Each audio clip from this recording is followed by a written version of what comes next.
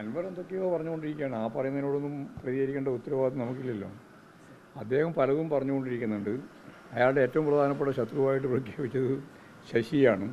ആ ശശി പറയുന്നത് കേട്ടിട്ടാണ് അല്ലെങ്കിൽ എഴുതി തന്നിട്ടാണ് ഞാൻ ആരോപണം ഉന്നയിച്ചത് എന്നൊക്കെ പറയുന്നത്. ഒരു എന്തെങ്കിലും ഒരു അർത്ഥമുള്ള കാര്യത്തിനല്ലേ മറുപടി പറയുക. ഒന്നും പറയാൻ ഉദ്ദേശിക്കുന്നില്ല. അദ്ദേഹത്തെ ഞങ്ങൾ മുമ്പ് തന്നെ കൃത്യമായ നിലപാട് സ്വീകരിച്ചിട്ട് ഒഴിവാക്കിയിരിക്കുകയാണ്. പിന്നെ പല രീതിയിലുള്ള കാര്യങ്ങളും അദ്ദേഹം പറഞ്ഞുകൊണ്ടിരിക്കുകയാണ്. അതിനോടൊന്നും പ്രതികരിക്കേണ്ട ഒരു ഉത്തരവാദിത്വമില്ല. അദ്ദേഹം എങ്ങനെയാണ് UDF കയറുക എന്നുള്ള കാര്യം സംബന്ധിച്ച് മാപ്പപേക്ഷ കൊടുത്ത് നിൽക്കുകയാണ്. ഞങ്ങൾ മുമ്പേ പറഞ്ഞതാണ് അദ്ദേഹത്തിൻ്റെ അഭയ കേന്ദ്രം അതല്ലാതെ വേറെ ഇല്ല.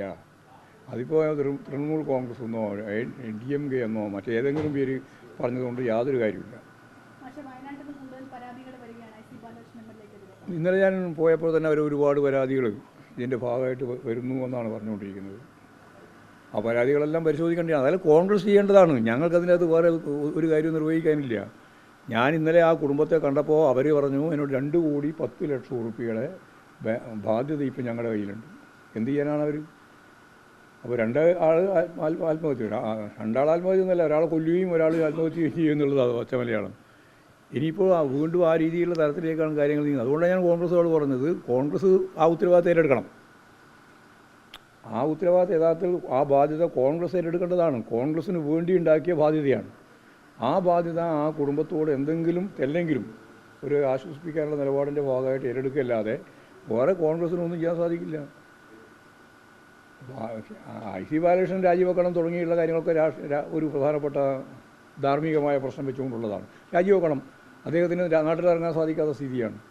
അതുകൊണ്ടാണ് രാജിവെക്കണമെന്ന് ഞങ്ങൾ ഉറപ്പിച്ച് പറയുന്നത്. അദ്ദേഹം അറിയാതെ അദ്ദേഹത്തിൻ്റെ കൃത്യമായ നേതൃത്വത്തിലാണ് ഈ കാര്യങ്ങൾ മുഴുവൻ, ഈ കടം വാങ്ങുന്നത് ഉൾപ്പെടെ കൈക്കൂലി വാങ്ങുന്നത് ഉൾപ്പെടെ മുഴുവൻ കാര്യങ്ങൾ നടന്നത് എന്ന് വളരെ വ്യക്തമാണ്. അദ്ദേഹത്തിൻ്റെ മകനെ ഇപ്പം ആത്മഹത്യ എന്ന് പറഞ്ഞാൽ അല്ലെങ്കിൽ ഒന്നെന്ന് പറയുന്ന ആ ചെറുപ്പക്കാരന് 7 കൊല്ലക്കാലം ആ ബാങ്കിൽ പണിയെടുക്കുകയായിരുന്നു. അത് ഒഴിവാക്കിയിട്ട് ഈ ബാലകൃഷ്ണൻ്റെ കത്ത് കൊണ്ടാണ് അതിന് പകരം വേറൊരാളെ നിശ്ചയിച്ചത്. അത് പൈസ വാങ്ങിയിട്ടാണെന്നുള്ളത് വളരെ വ്യക്തമല്ലേ.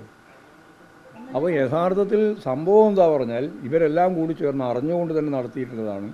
ആ നടത്തിയിട്ടുള്ള കാര്യങ്ങൾ കൃത്യമായിട്ട് മനസ്സിലാക്കിയിട്ട് അതിൻ്റെ ധാർമ്മികമായ ഉത്തരവാദിത്തം അവർ ഏറ്റെടുത്തിട്ട് ആ 2,10,00,000 അവരാണ് കൈകാര്യം ചെയ്യേണ്ടത്. അതാണ് ഞാൻ ഇന്നലെ അവരെ കണ്ടപ്പോൾ പറഞ്ഞത്. അവർ വളരെ നിസ്സഹായമായി പറയുകയാണ്. അല്ല, കർണാടക നാമൊരു പോസ്റ്റ് വന്നിട്ടുണ്ട്. അദ്ദേഹത്തിന് 15-ാം തീയതി വരെ അറസ്റ്റ് ചെയ്യാൻ പാടില്ല എന്ന കോടതിയുടെ വിധി വന്നപ്പോഴാണ് പോസ്റ്റ് വന്നത്. അപ്പോൾ അദ്ദേഹം ഒളിച്ചു നടക്കുകയാണ്. അതിനൊന്നും ഒരു പ്രശ്നമില്ല. അതൊക്കെ കൃത്യമായിട്ട് അതൊന്നും ഇപ്പോൾ വരാൻ സാധിക്കുന്നില്ല. അത് നോക്കിയിട്ടില്ല.